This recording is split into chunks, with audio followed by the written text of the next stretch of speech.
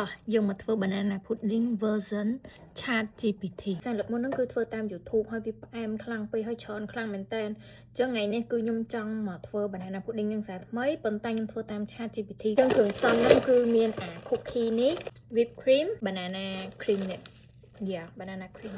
មកប្រអប់ទឹកមកខាប់នេះខ្ញុំចូលនេះ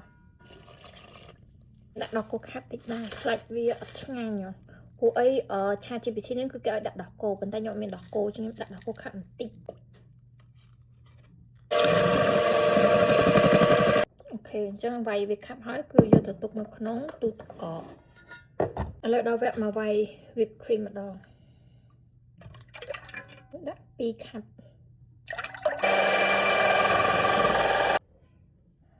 10នាទីក្រោយ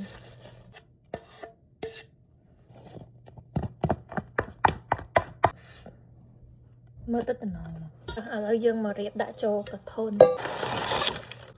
អានំនេះដាក់ឲ្យច្រើនកាន់ឆ្ងាញ់ព្រោះឲ្យពេលដាក់ចូលទៅវាទន់ជាមួយនឹងអា pudding ហ្នឹងដាក់នំឲ្យដាក់ចេក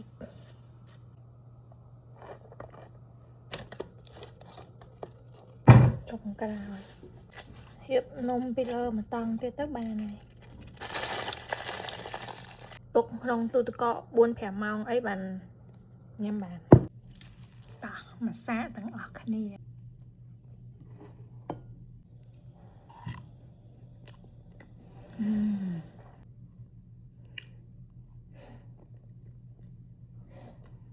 ដាក់អានំនេះច្រើនឆ្ងាញ់